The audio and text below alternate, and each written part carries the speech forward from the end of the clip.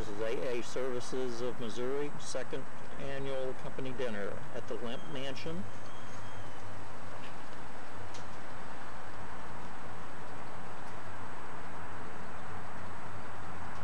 This is where we're going.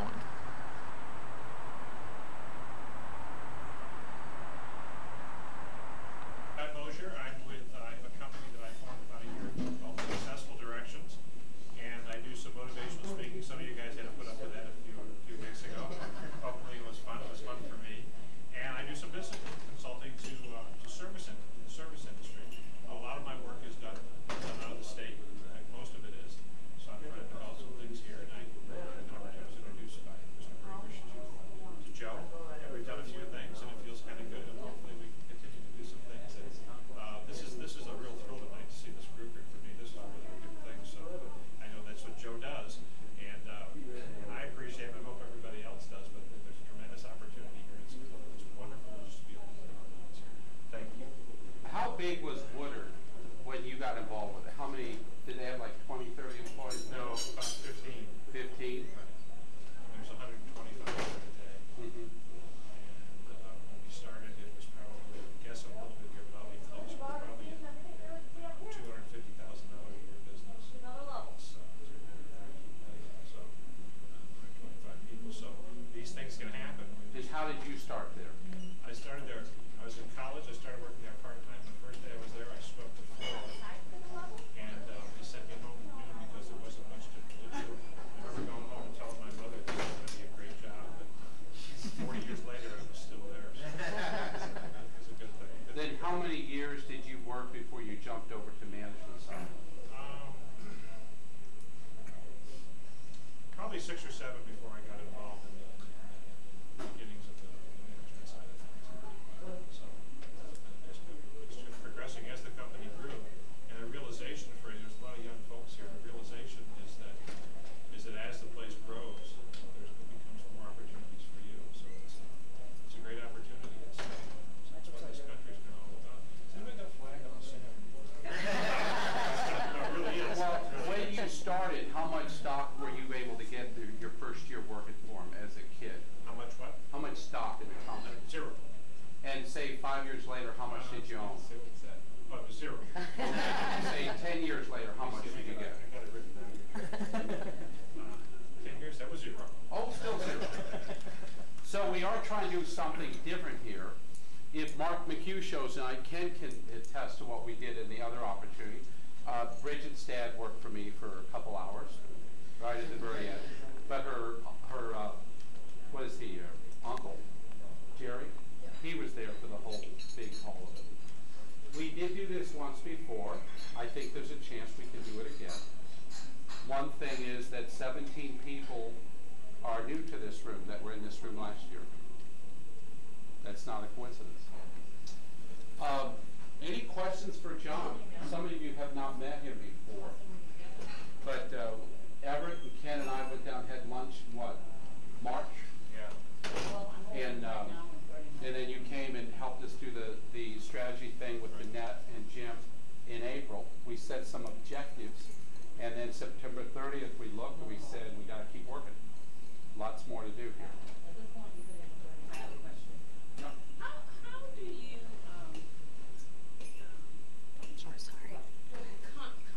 conceptualize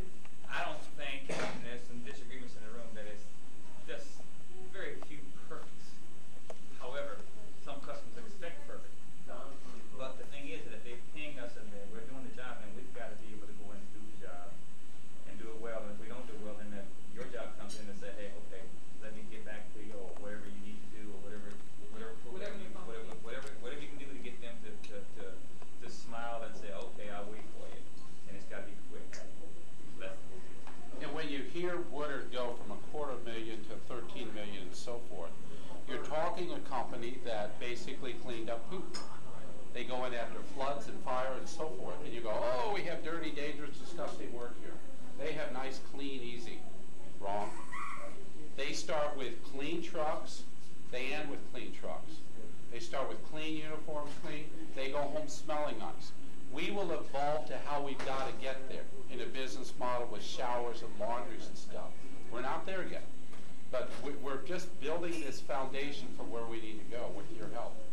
All right, Tim, want to introduce yourself? My name is Tim Keneally. I started my own CPA practice just a little over 2 years ago after being in public accounting for just around 14 plus years. And just got tired of working that hard for everybody else and finally decided to try it out on my own. As far as what Everett was saying earlier, what you guys are doing, you also have to do it efficiently. I mean, because as far as keeping numbers on the books, if they got a job and they say this job should take 2 to 3 hours and you guys take 5 to 6 hours, well, that's going to be a problem on it. Because you can't charge any more than what you already told the He looked at customer, Tony's so. timesheet from But that's going to be one of the... He's milked 7 hours out of a 2-hour job. He is good. So that's why he's not here tonight. But that's going to be a problem. Right.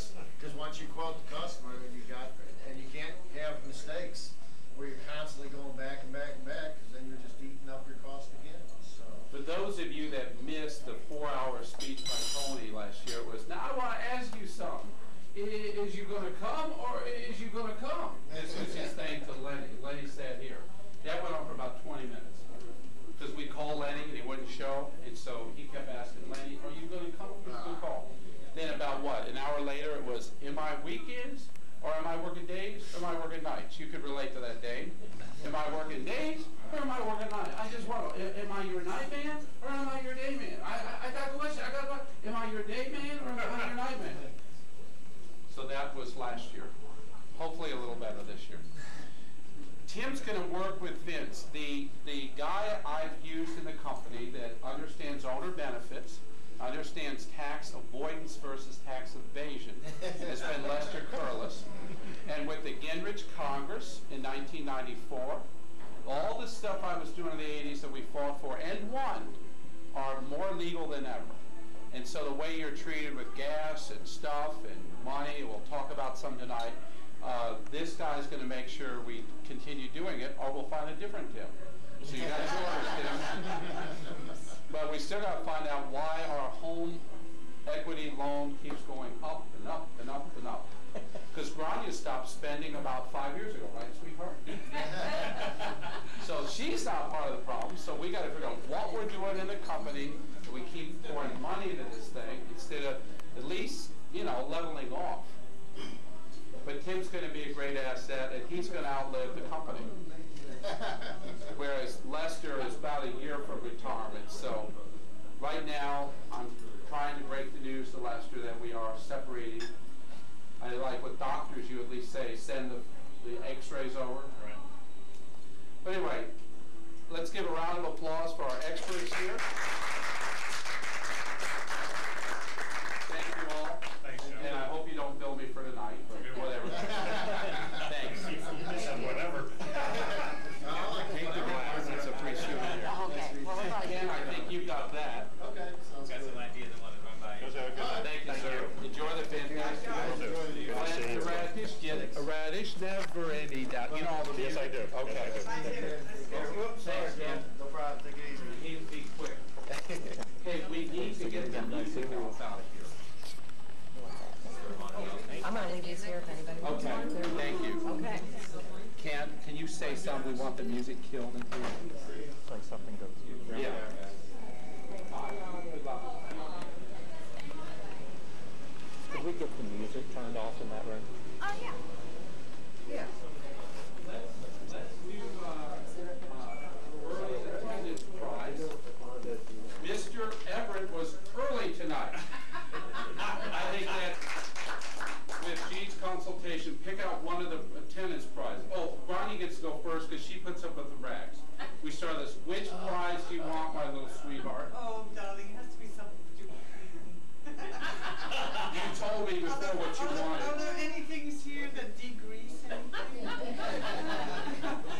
Deodorize or degrease? What is it you want? No, I really The like this. biscotti? I like that little biscotti. All right, so this is a thing of biscotti.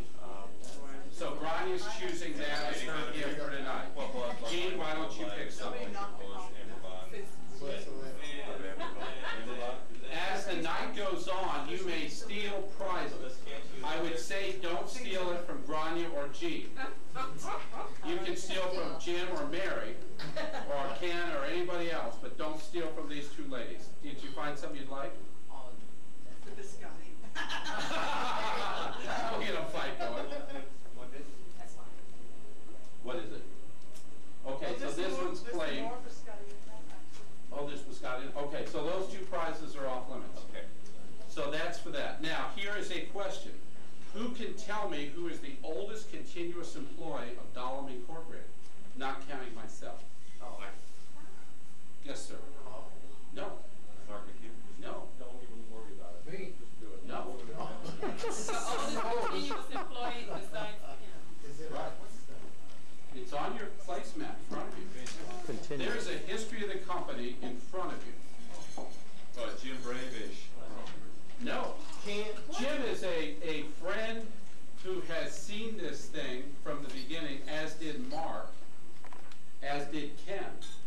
But Mark and Ken got involved with this later, and Jim really has only gotten involved in, say, the last 7 or 8 months. And on the bottom, I put like Danette and Tim and these people at the bottom. We had spaces to say, our service providers are brand new at this. We are starting with a fresh sheet. Has to be Carlos or... Yes, sir. Everyone. Carlos is the oldest continued. He is working tonight. Because of the Friday night. Last year, he was able to get off on a Saturday. But this year, he was not able to get off. So he is the oldest continuous thing. Okay, Mr. Farrow, pick out your prize. You want it. We're going to have all management steal it. This supposed to be, you can steal the prizes. That's the new kid on the block there. You pick a prize. Okay. There are things over there. There's things here. You see something? There's things down here. Stand up. Years in America? At least or something. Yes.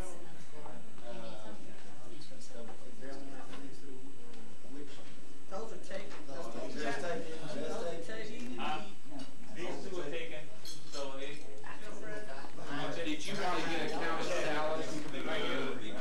Appetizers. Did you want to get a count of salads? Appetizers. Sir? Yeah, that'd be Would great. you raise your hand if you would like a Mayfair salad tonight with your dinner? You will be picking off the menu whatever you want to thing, but it takes out a lot of nastiness. And let's kill cell phones to at least vibrate. Tony cannot call us all night long.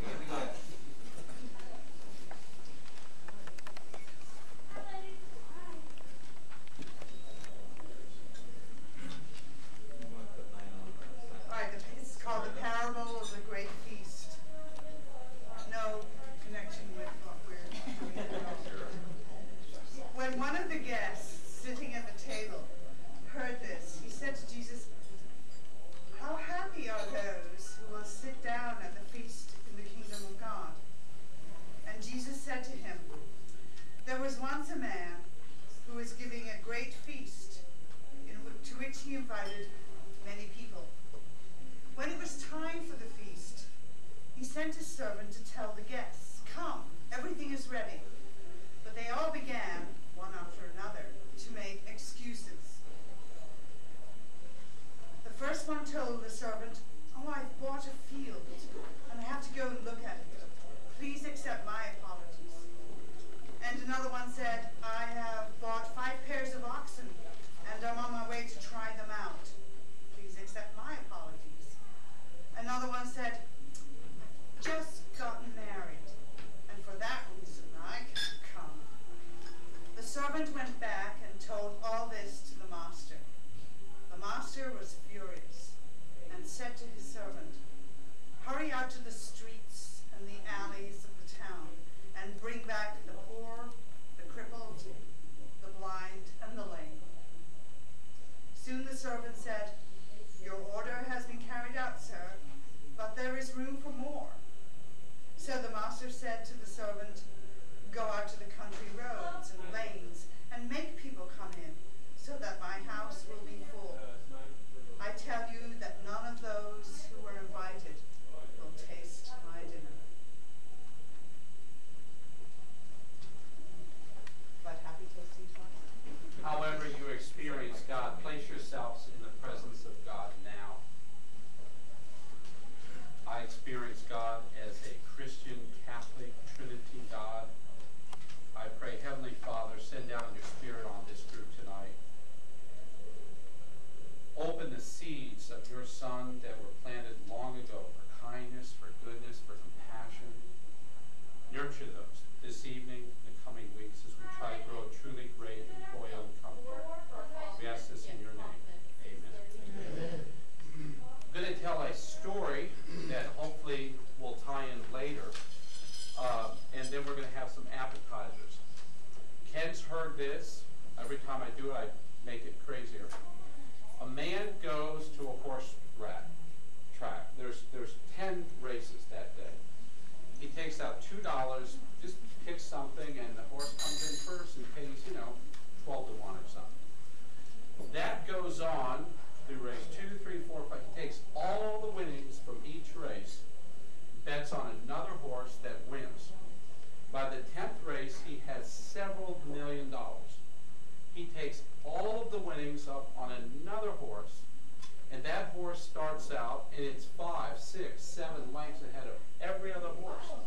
Comes around the turn, is 9, 10 lengths ahead, and it's 100 feet to go. In the center of the track, there's a little frog. And it, not knowing there's a horse race going on, just jumps out like that.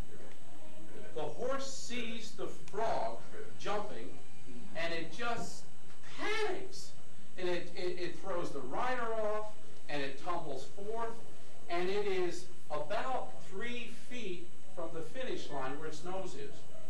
All the horse has to do is stretch its nose to the finish line, and it would win. The crowds are going crazy. And this man who has placed all this money, has like all 10 races, just sitting there, just laughing, enjoying it. And the other horse comes by and so forth, and he loses. Okay? He's lost millions of dollars. He just goes, and he goes home, and his wife says, what'd you do today? I had a great time. I had 7, 8 most fun hours, and all it cost me was $2. Now we'll refer to this later in the evening. Let's see. The appetizers should be coming in, I thought. Oh, I'm sorry. I was going to do introductions. Let's go around. This is my wife, Grania. This is Cheryl. Just started on Tuesday.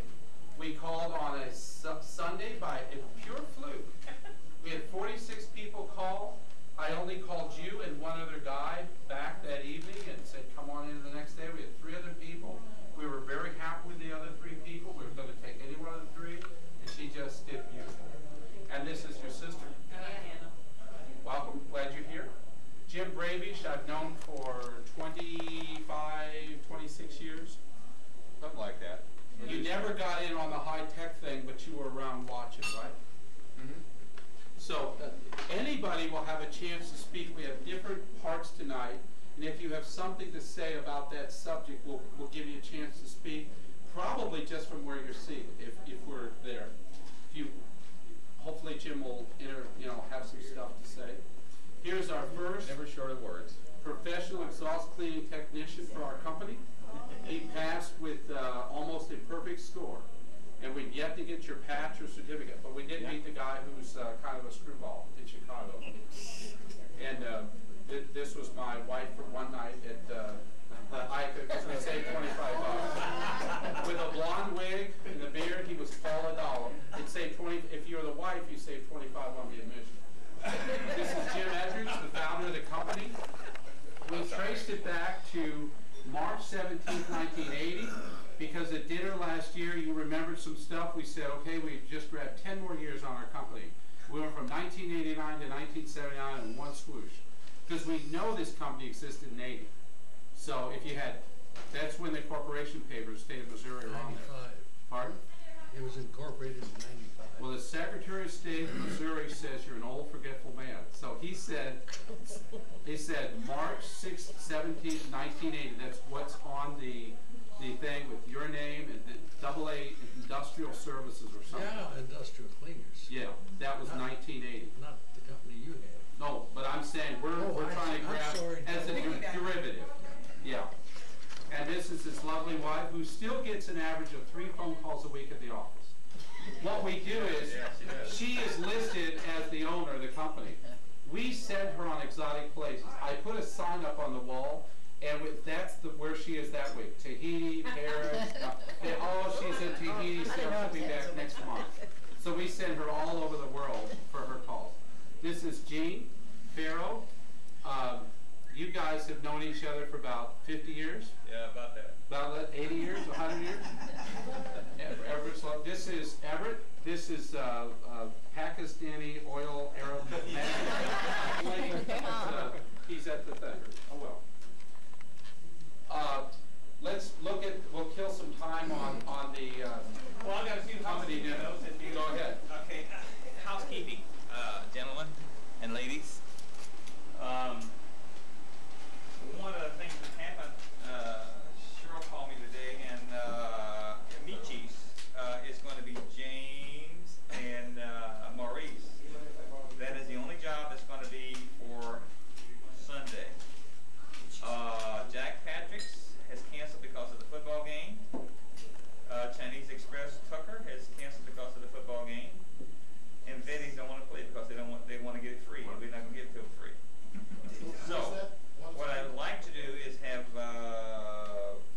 Betty's, which is going to be Dane and Dave, to go to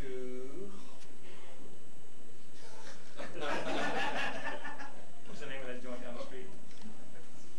Joy Luck. Okay. Oh, 1 hour. So we're going to 1 hour on the fan. On that fan. 1 hour on the fan. That's all we're going to do. 1 hour. All right. Did you call Little Sisters of the Poor? Little Sisters of the Poor, we didn't get that scheduled yet. They're cool. Okay, we can handle that. All right. Now, I think that's all the housekeeping stuff. Also, Monday, Craftsman's at 8 a.m. Been pushed back. So the only thing we got Monday is Moxie's and Soccer Park. So Cheryl, if anybody calls and wants some work done Monday, we got an 8 a.m. job and 2 8 a.m. jobs. So Monday night's open, and whatever. Well, that's Halloween. Does anybody have a problem working Halloween? At 2 a.m.? Well, like 10 or 11 or something like that. Most of y'all got chillin', so you want to go trick or treating. So that's cool. We just leave it the way it is. So, but if someone calls, tell them you get back to them, call me, and we'll work it out. All right. That's enough. All right.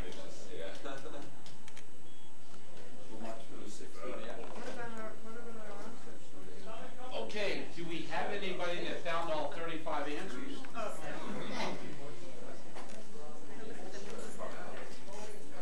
Here are the people that you should be looking for on a new puzzle and the one you just did. Here are the, I do have the answers. If anybody found 35 names, these are the names you're looking for. There's 35 names on there. Those are the names you're looking for. I found it. Teacher. I didn't know what names. When you find it, you win a prize. Sure, I like this. I feel so left out. Did I leave you out? I think so. I'm sorry. I didn't put Bridget. Is Bridget in there? Well, I think you're not going to be dating a girl. Okay, there we go. You're videotaping the puzzle? Your appetizer's here, so. I don't know, it's just everybody's name, you have to find out what you know about. Circle the word. I do, I have way too many in this little thing. Jim, I had you on the thing to say a few words while these were served. You want to do a little, you can say from there or come up. Well, I won't come up, but I will. Because I am saying you and Everett tonight, if every few minutes you would share one of your great stories. Well, Prepare a couple. Joe, you told me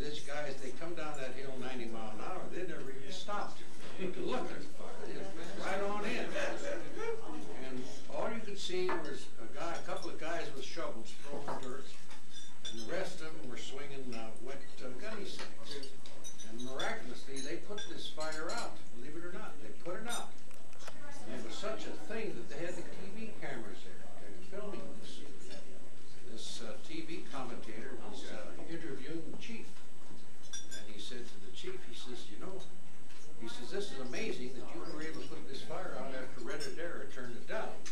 And his chief says, Senor, see, and he said, I understand. He said, now you have a $500,000 reward for doing this.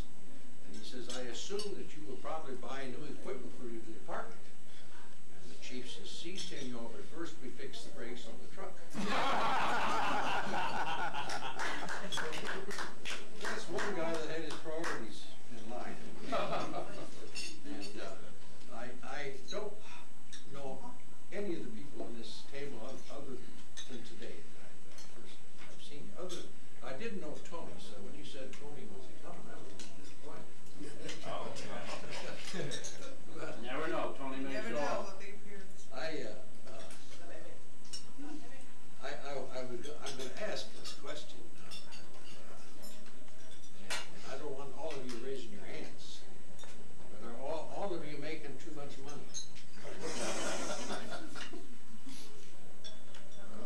I could also ask another question, but I'm afraid that you don't stand up and holler, are any of you making enough money?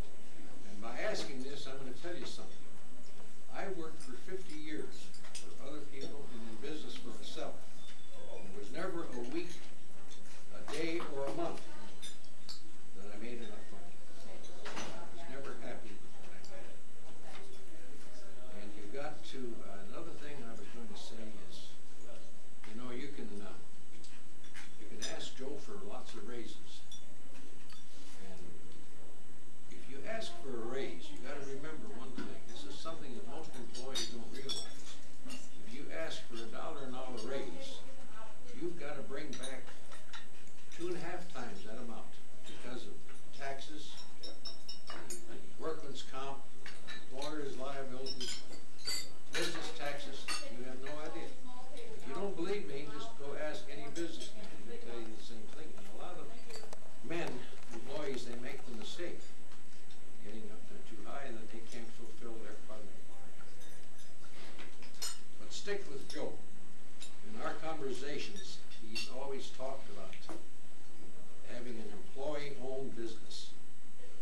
And I can tell you another story about a lady that was hired by Roebuck in Chicago back in the early 1900s. This lady was a very generous person. She gave thousands of dollars to civic organizations and charitable organizations while she lived within Chicago. And when she died, her estate was worth $1.5 million. Now, what Mr. Roebuck did was put her on where employees owned the company. And they were able to share in the profits. And in talking to Joe, he's told me this. This is what he wants. This is his goal. He wants to do this here.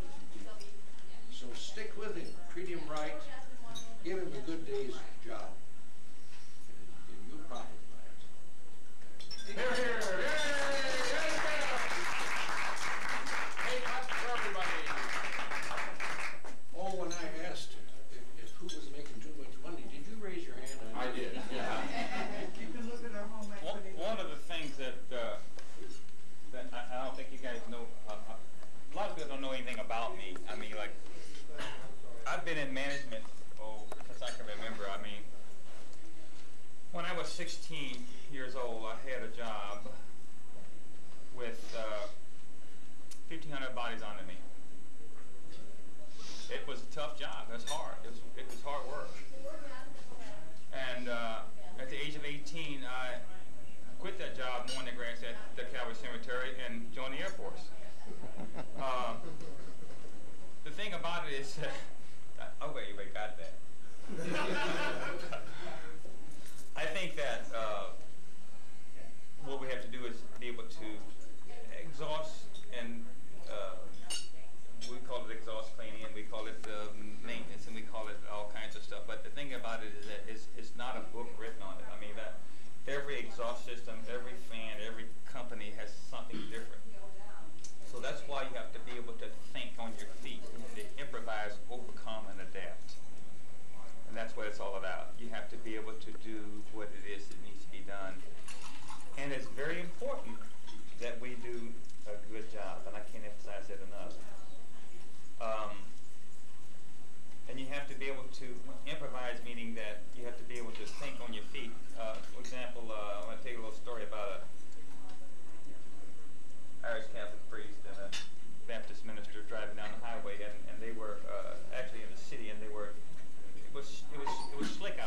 so they, the Baptist minister was coming up, and he was just traveling along. All of a sudden, this Irish Catholic priest just plodded to the side of his car.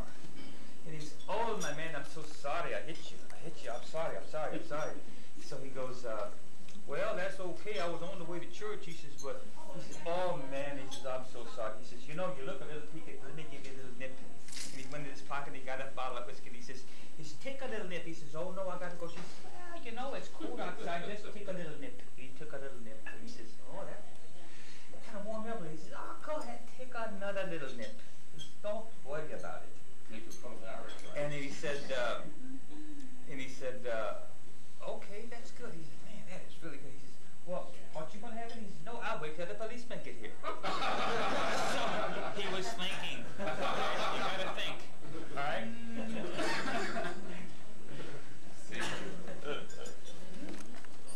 Danette, you shared Dane's name. I think the computer, I can swear I typed Johnston on this thing, Dane. Ron thinks Dane's name doesn't. Buried in Danette.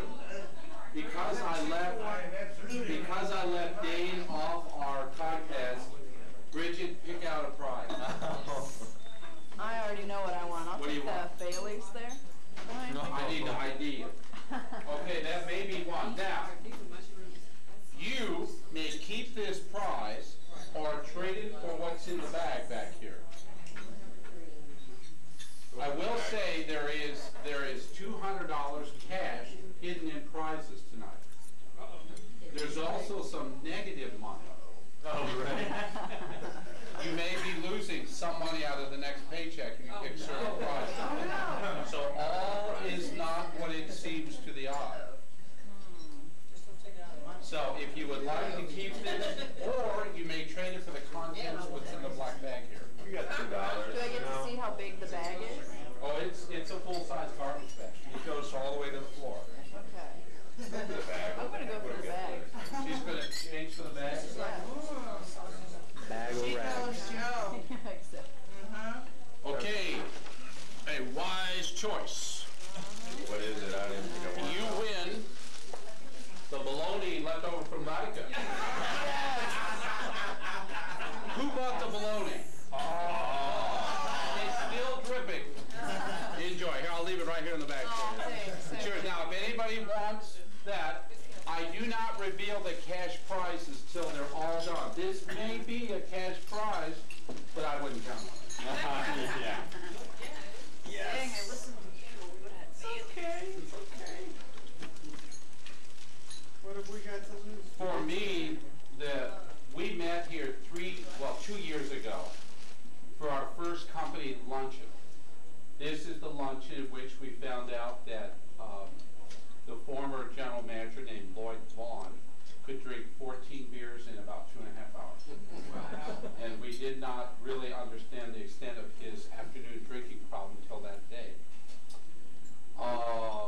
Carlos was here.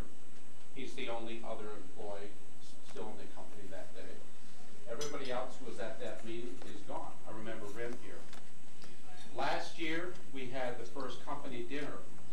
Now, my first intent on that company luncheon was to have Tom Murray and Jim Andrews come down here and we'd sing Kumbaya together. Well, I gave up on Mirko, I think, after that. This is the guy who I helped sell the business for Jim to this man. And after a few months, he was just very unhappy with it. So we gave him his money back and I took it over because I really believed in this. I really believed in the possibility of this opportunity. We're going to talk more about it tonight. Last year, I guess the reason I put the placemats here are for you to really think about the people who come before you. These are good people. They gave it their best, but they really failed. Took 3 people out of prison, and they really screwed me. Big time. I mean, big time. And I've forgiven them, and I've moved on, trying to. People like Nancy Rogers, huge person. This is somebody that Tom and Jim had hired, stayed on there, and I inherited her, tried to nurture her along, and she basically made the decision, 2 years ago to move on, go back to school. Then Vicki replaced her. But if you look at the people like Rock Blanks, Leonard Windsor, Tony Mays, absolutely major to this company at our first company luncheon here. Absolutely major. Last year, Rock showed up late, had a big fight. Tony, of course, unfortunately had a drink, and the rest was history. He and Clyde kind of tore the place apart. I would say last year for me, the big comment was that where Ken and I sat right here, and at the end of which he said, what, Ken, you remember? Don't want to say. No, you just said, we got the wrong people. You said, we got the wrong people. We got the right idea, we just got the wrong people. Who was here last year? Grania and I, Paul, Ken, and Mark McHugh, who's not here, who was late last year. The rest of you are a whole fresh deck. And in a way, Cheryl, in the sense, in the gospel reading this night, is really the person who, for some reason, Sunday, I called, I said, there's some, come on in, call 2 people. Divine intervention. Divine intervention. And she's off to an outstanding start. The whole sense is, who knows? That gospel was written to a Jewish audience that thought that for about 80 generations the Messiah was coming. And then when he shows up, the gospel writers are trying to say, how come all these non-Jews get in on the thing? There's so many stories about why Gentiles took over what was going to be an exclusive taking over of the world through this privileged, best God phenomenon. From this standpoint, I have talked and preached this employee-owned concept. You've all seen the big $250,000 closing documents from High Tech. Right over my desk at 140 people. I got the $8.5 million out of the company. Blah, blah, blah. You've heard over and over and over. The opportunity of what we're trying to do here rests on this. You've got to take next week's paycheck, take $5 out of it, and put it in a bank and not touch it. Let that grow to $300 and $400. And know that, oh, these sales are at Best Buy and these new shoes, and not touch it. Want all this stuff and not buy it. In 3 or 4 years from now, have 5, 6, 7,000 in the bank. Now you got your seed capital to start a little company. I have put over 100,000 into this thing just to get going. I gave Tom Murray all his money back. We've been paying Jim Edridge the money on there. You see how much we keep buying new trucks, new marketing, new sales, new stuff, just trying to get this thing launched. It takes a ton of effort to take after-tax dollars from a previous life and invest it in this and to try it. And at the same time, the last 3 or 4 years, my family, Grania got a nice green Starbucks mug a couple years ago for Christmas. That was it. Said, we got nothing. Welcome to the entrepreneurial stage. We have got to make this thing through hard sacrifice. It is the intention that we take the past year and we look back on it and say, what is the opportunity? First of all, a year ago, Paul was here. Does anybody think Paul has not done a fantastic job this year? Does anybody have any beef with Paul? Do you have any beef with Paul? Absolutely not. Could we clone his goodness?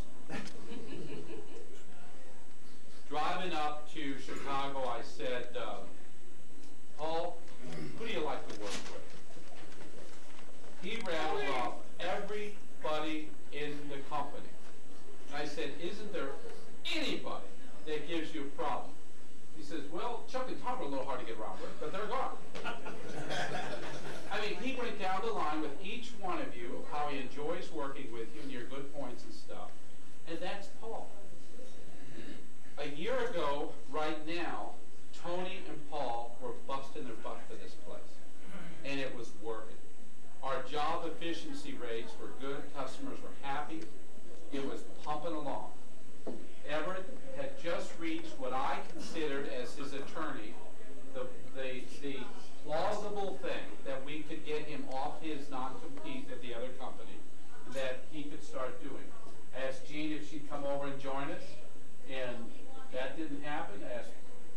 maybe come over and join us, and you know, we're thinking about it. David did come in for a couple weeks. How long do you think you were here? Might have seemed like a month, huh? It's probably about a month. About a month.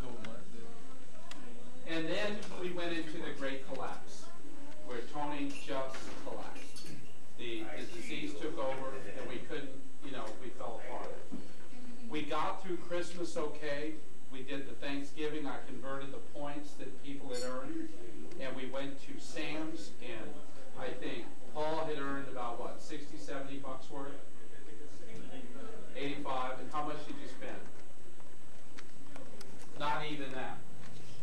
And the guys that had earned 10, 20 bucks came out with $200 or $300. Unbelievable. They just raided the place. It was just to show you the idea, the avarice, the greed, the inconsideration of just starving, desperate people that said, here's the big old fat rich guy, let's get him. So go ahead, guys. You're digging your own grave. By the time Christmas had come and gone, the ice was here. I was over at Everett saying, Everett, get your butt in here, I'm going to blow your brains off. Finally, he made the decision in January that the next best thing to jumping off the bridge would be to get back in this. February 7th. To me, I told many of you, that is the whole rebirth of this company.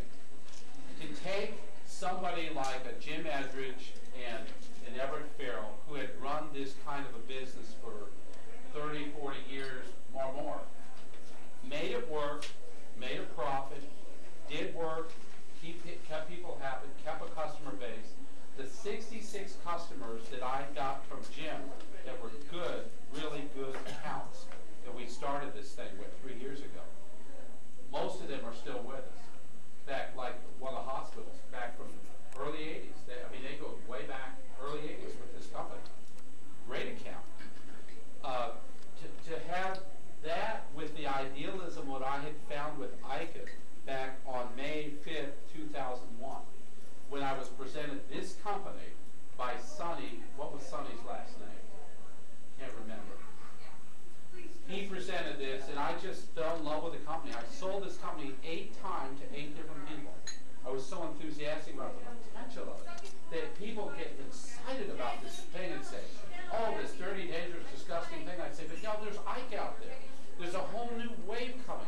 This is going to be something we can take from sea to siding sea. There's going to be a franchise-like opportunity, just like I did in my company. And I got people all excited about it, and then they get scared, and they pull out. Then when 9/11 happened, lots of deals collapsed.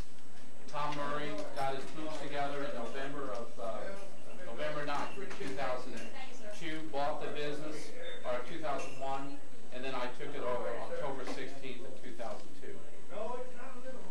As we proceeded through the big upheaval with Doug leaving, then Dizon, Rock, Tony, Clyde, all the big upheaval in the springtime. Meanwhile, I'm finishing up the marketing thing. I'm giving Danette, like, every other week, updates on the employees. I think Danette said, I think you've got to go market employees. That time, Ever and I put our heads together on that thing and said, I just got this phone call from this crazy guy who was going to steal Bridget on the internet down in Texas. I called you. In fact, it was in February. We were at Lamager's place, Lake of the Ozarks, had my first conversation with you. I said, well, he doesn't sound like a serial rapist, so maybe he'll be okay. I mean, you meet on the internet, figure you're coming up here to slash her and, you know, put her in the shower and throw in the river. He came up, met the parents, Ever and I interviewed him. He did the thing, before you leave, train 2 more people. Because I'm saying, you really want to get involved in this. Give me 5 years. You can involve yourself with this and then go off in your own service business. So at that point, you were the birth of the company on that February 7th when these 2 guys came in, because we talked David to come back and put these 2 are going to be the core. We're going to try to work with what we had with Rock and Tony, Dizon. We weren't trying to replace them. We're trying to get a steady, solid, rational core that if you say you're going to do something, you do it. Just that simple. Well, with the upheaval, by then, I had made the trip in March. March was a major turning point strategically. because we got into the big warfare with Triple B and with commercial. With Environmatic North, I mean, if we had a big map up here, I could show you the forces. We got the new pumpers, we got the new alliance, and at that point, Everett wanted to charge. Let's get our team, let's go play a game. And I said, we need a few months of practice. We got to get this thing settled down. Of course, we were about to just clean house. The company was going to have an enema. Look at your placemat. See the people that left, that we replaced, and look at the new people we brought in. At that time, Everett turned to James and called him Noah. He said, Noah, you've got half the planet on the earth related to you. Bring them to me. And there's more here tonight. I got another one coming. The goodness of James is reflected in his sons. There is a goodness in James Stovall that radiates all over his person. And it's a blessing you joined us, James. It's a blessing your sons can see the opportunity to come and start to pay your dues, work hard, figure this thing out, and to go with us. Now, through the summer, we did, we did 300 jobs this summer. Jim, you would have done about 120 to 130 in a normal summer. 30, 40, maybe 50 jobs on the ones I went back and looked, say in the last 5, 6 years. We did twice as much work this summer. We had 3 trucks, Jim had 2. A whole different model, but we set it to the basis. No marketing was launched yet. I had no confidence yet that we're going to go out and do something until we have some training. The marketing was mailed this afternoon. Tomorrow, another 300 or 400 will go out. The first couple hundred were put in the mailbox today. The little thing you see here in the front, the things we've talked about, the menu. So what we've got here, looking back this past year, I would like your reflections. This is a chance if you want to speak up. What has this past year been to you? And also, I'm going to praise a lot of people tonight. If you have done something of significance in your heart, and Ken and Everett and I don't mention it tonight, call us to line either tonight or this week. You're probably right. We're probably just old men, like I'm forgetting to put Dane on the thing. It's not intentional. You need to know where you stand with us. If you are not treasured and Or something, some innovative designs, some cool shoes to wear, all kinds of cool apparel and stuff, and Tiger Woods and all the athletes that it associates with. BMW is a real high performance car. McDonald's is consistency in food and a fun place to take your kids. Subway has a brand that is a counter to McDonald's. They're healthy, but it's still, you go to a Subway anywhere in the United States, you're going to get the same experience. Woodard, John Mosher talks about that. Well, Woodard has an established brand with St. Louis, and they are the high-end quality provider in terms of carpet cleaning. So the people in the wealthier neighborhoods, they're going to call you. You go into Ladue and you'll see Woodard trucks, because those people are going to Woodard as a high-end provider. This isn't somebody who you get a 20% off in the Yellow Pages or telemarketer. All Woodard is quality. So we want to establish a brand for AA services about quality, about professionalism, about credentials. And as the employees, you guys are the ones who really make it happen. I mean, you are, every time you go out on a job, you are creating experiences, not just, hey, I'm going to go clean up. In fact, my wife in her business, what she says is she does, I'm putting on a show. When you're putting on a show, when you go out to these places, you are creating an experience for that customer. And believe me, what you do really is important. It means the way you present yourself, the way you do your job. They watch that it looks like you really do care about what you're doing, that you take the extra time to make sure that something's right. Well, the customer sees that and appreciates that. So you're trying to create an experience for these folks. And that, what we do is we call that living the brand. When you go out and you do your job, and when you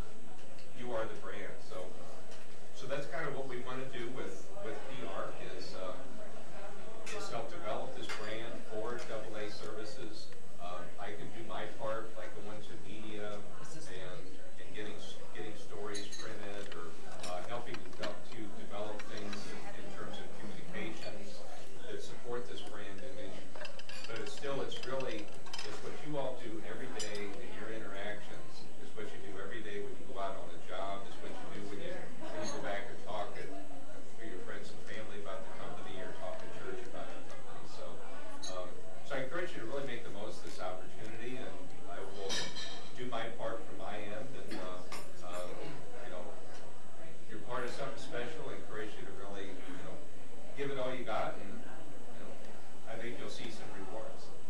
And Jim, there's another part that's really good. You all are amazing stories. Stay up there. Because as we get into hospitals, we've got to get into publications that the maintenance guys that run hospitals are into. We have a tremendous human relations story of trying to take what is a no-collar industry and turn it into a blue-collar, respectable franchise without a fee. Take people that have no net worth, no income, basically. Within a couple years, they'll be running their own trucks as their own private businessmen. That's what you're being off. That's a tremendous story to get out there.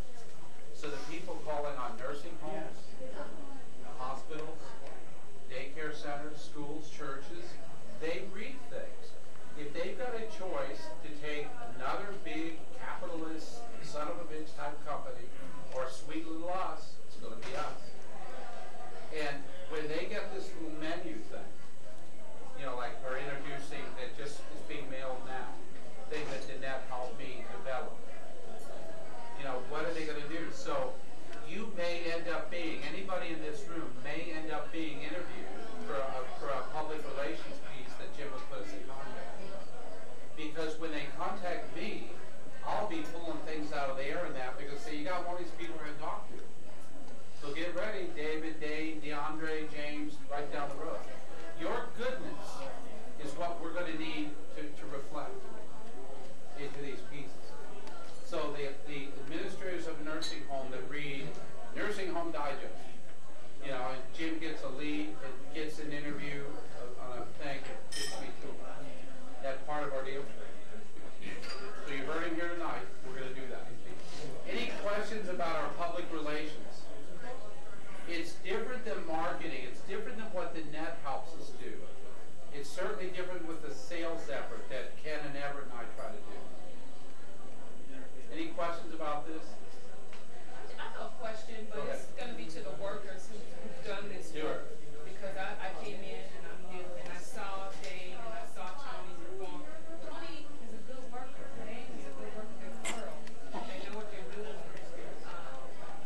But my question to the workers, who, you know, the professionals who know how to do this job, where do you see the opportunity taking you? Because I don't know, not a lot of people know how to do what you do, and I just spoke to Jim, and he didn't know how to do it in the beginning, but now, you know, look how far it's taken him. So where do you see this taking you? Dave, what do you want to do with this? What do I want to do with this? Well, you already know I'm going to buy my own truck pretty soon. Well, the rest don't know that. Oh, well, I guess, yeah, nobody else knows that. I'm planning to buy my own truck, so I guess I'm not technically doing exactly what you want us to do, and I buy one of the vans that the company already owns. I suspect I'm the first person in the company to actually take the initiative to do that. So that's my one step closer to being more like, you know, Independent contractor. Yeah, independent contractor, but also invested in this business and invested in this company. Because my reasons for doing that, just to summarize them really briefly, is to take more responsibility for something that I control, have my own, control it myself, and be more responsible. But the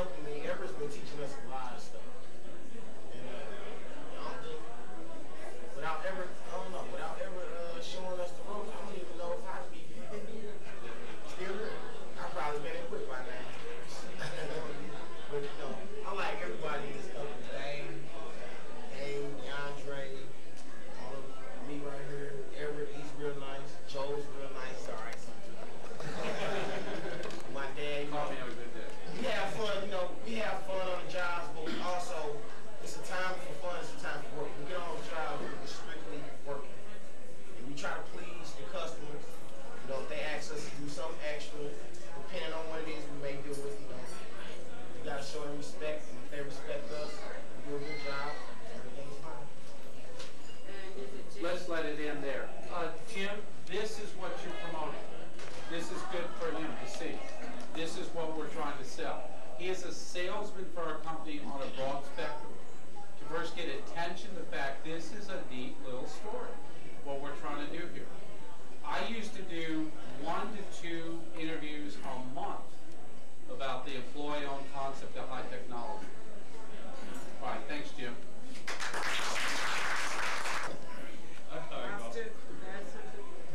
Because the boss is an external punish and rewarder.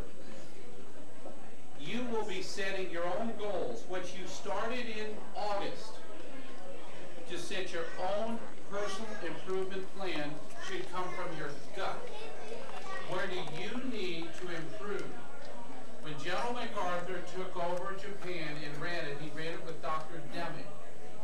Dr. Deming had a student at Catholic University, and I happened to be his student.